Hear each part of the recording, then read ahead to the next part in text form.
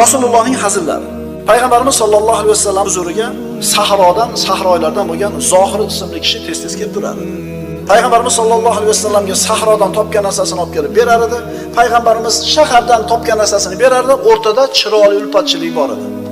Bir kuni Zohir kelsa, Payg'ambarimiz sollallohu alayhi vasallam yo'q. Qani Rasululloh? Yo'q, chiqib ketdi. Rasululloh qaytib keldi u kelishiga. Zohir kelib sizni so'radi. Qani? Chiqib ketdi. Rasululloh qarasa, namoz payti emas, masjidda bo'lmaydi. Demak, bozorda bo'ladi. Olib kelgan narsasini sotgani. Borsa, Zohir oldiga o'sha sahrodan topgan tutganini yayib sotib turgan bo'ladi. Rasululloh orqadan keladi-da, shunday ikkala qo'lini qo'shib turib quchoqlab yerdan ko'tarib oladi. Haligi Zohir kimni quchog'ida turganligini bilmayapti. Rasulullohning quchog'ida turibdi. Qo'yib yubor meni deb turib bezovta bo'lyapti. Rasululloh unday qilgan hazili bilan to'xtamay, qul sotaman dedi.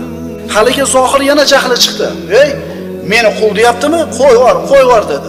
"Qul sotaman" dedi Rasululloh. Kimni quchog'ida turganligini bilmayapti.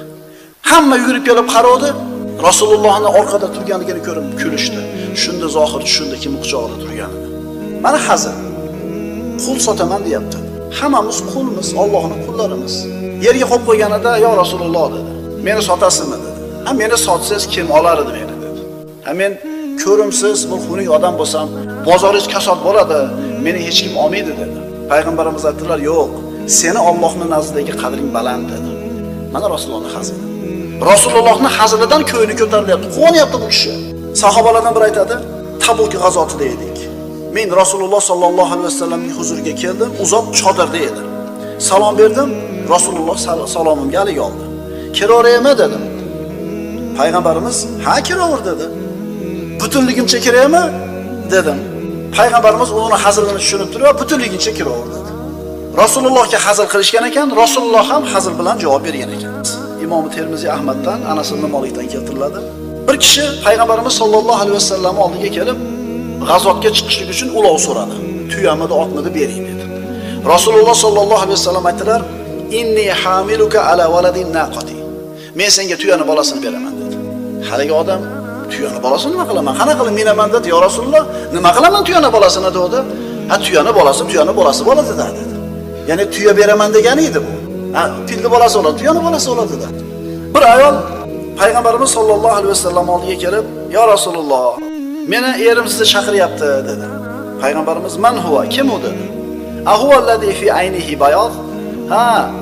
Seni ering ko'zida oqi bor odammi dedi. Haligi ayol, "Yo'q" dedi.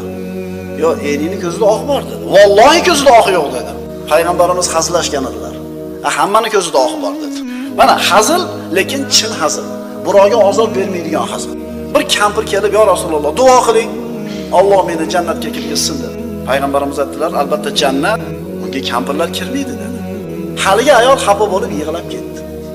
So'ngra payg'ambarimiz aytdilar, "Borib aytinglar, kampir holatida kirmaydi jannatga" dedi. Haligi ayol eshitib xursand bo'ldi. Hazil shunaqa bo'ladi, birodarlar.